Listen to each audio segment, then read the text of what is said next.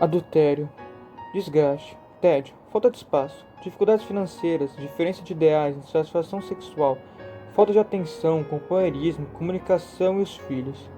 Todos estes são motivos plausíveis para um divórcio.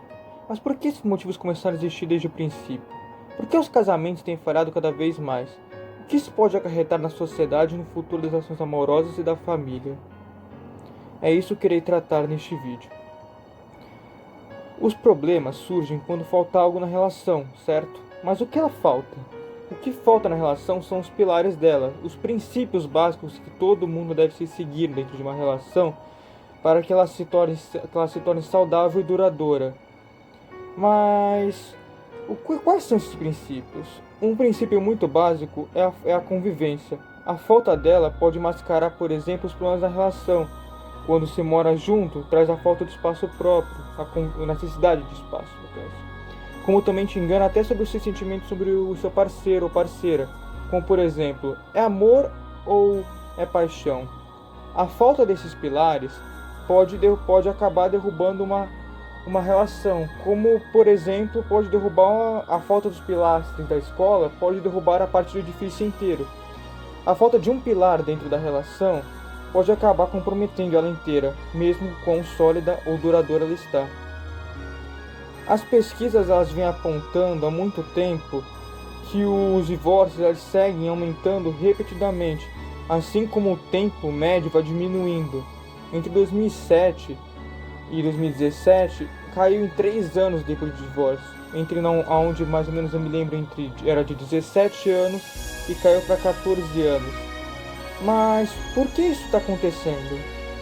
Há motivos que não podem deixar de ser abordados. Um motivo muito claro para isso acontecer é, por exemplo, a facilidade do divórcio e quão rápido ele é. Eu não estou dizendo que o divórcio é algo errado ou que tem que ser evitado, algo do tipo. Mas, sinceramente, você não acredita que a própria facilidade dele pode ser uma causa dele, no caso? Porque quando se havia um divórcio muito complicado, até mesmo não existia, normalmente as relações, as pessoas, elas começavam a conversar, começar a entender os problemas. Mas, por exemplo, quando não há filhos, as pessoas costumam tentar mascarar essa relação, tentar seguir em frente. Elas não procuram conversar ou entender ou tentar ter o diálogo. O diálogo, um pilar muito importante. E quando se há filhos, então, as pessoas costumam parar de tentar resolver os problemas que têm dentro de uma relação.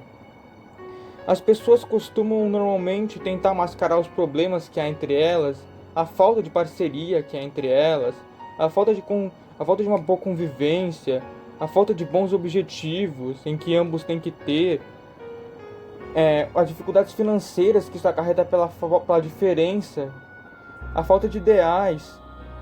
Os filhos eles já podem mascarar tudo isso. As pessoas podem começar a levar suas vidas, as suas relações, o seu casamento em função dos filhos.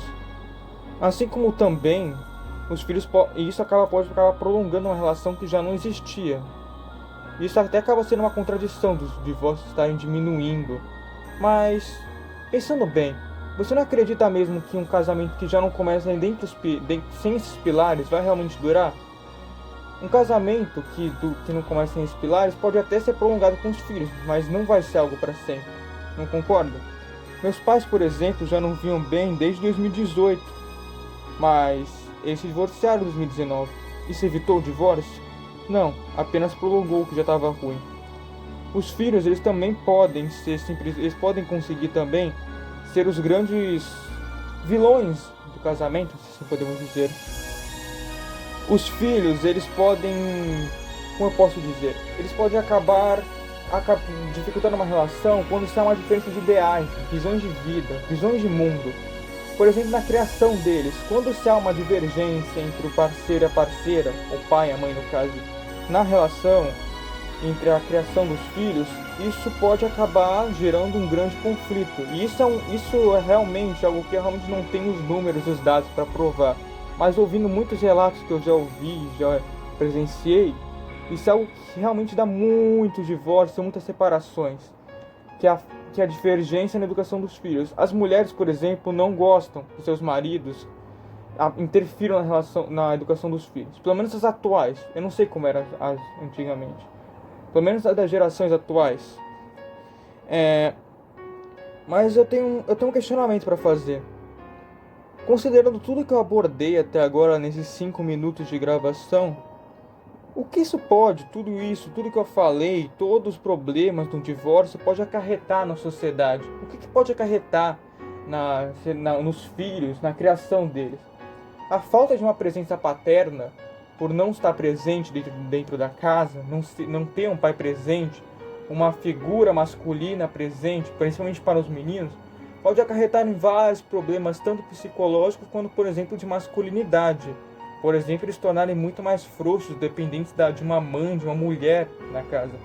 Mas a mãe também não é algo para uma mulher presente. As mulheres solteiras, apesar de tudo, elas têm que se esforçar em dobro para conseguirem cuidar dos filhos e da casa. E no fim acabam não sendo muito presentes. Então os filhos acabam pegando exemplos de pessoas que realmente não valem nada, ou estilos, ou até movimentos. Como, por exemplo, muitas pessoas, muitas mulheres, muitos adolescentes atualmente estão pegando exemplos, ideais do feminismo. O feminismo pode até ter ideias boas, mas tem muitas ideias muito ruins de relacionamento, como, por exemplo, a defesa da liberdade sexual. Eu nem vou citar isso, eu nem vou entrar nesse mérito entre promiscuidade e liberdade. Mas isso é um fato. No fim, a degeneração e a falta dos princípios do valores corretos, de saber o que é certo e errado, acaba fazendo com que haja uma manipulação muito grande e que estilos como o funk, por exemplo, e o que os MCs pregam, como por exemplo a Anitta dizendo que troca de namorado como troca de roupa e isso é empoderamento, acaba comprometendo as relações, não concorda? Tudo isso acaba afetando desde tudo até com, por exemplo, o surgimento dos MGTOWs, por exemplo, com o qual dizem que não compensa mais se relacionar com as mulheres, onde até há um certo ódio entre eles. E as pessoas começam até, por exemplo, a olhar para pessoas famosas para se relacionar como exemplo de uma relação saudável, como por exemplo o casamento totalmente degenerado de Whindersson Nunes e Luísa Sonza. No fim, a falta dos princípios corretos, dos ensinamentos certos, acaba degenerando completamente a família, assim como também a criação dos filhos, tanto como bons maridos e pais, assim como também como pessoas. Essa degeneração vai ser passada para a relação, que definitivamente só tende a diminuir, na minha opinião, cada vez mais. De 14 vai cair para 11, de 11 vai cair para 8. E no fim, essa degeneração vai acabar passando para os próprios filhos. E isso, na minha opinião, vai acabar sendo um ciclo infinito que pode com que o pilar de uma sociedade, que é a própria família, que é o pilar de tudo na sociedade, acabe sendo totalmente destruído. E com isso até a sociedade caindo. Eu não sei porquê, mas quando eu comecei a pesquisar sobre esses assuntos, eu acabei tendo bastante, como eu posso dizer, lembrando bastante da queda do Império Romano, como a sociedade já estava degenerada na época do Império Romano. No fim, eu acho que tudo isso se encaminha para um ciclo infinito. Um ciclo infinito que só pode ser quebrado quando as pessoas realmente aprenderam o que é certo e errado. No fim, quando os divórcios eles não causam só problemas para os conjuntos do caso, mas eles causam problemas para os filhos e como para toda a sociedade como um meio.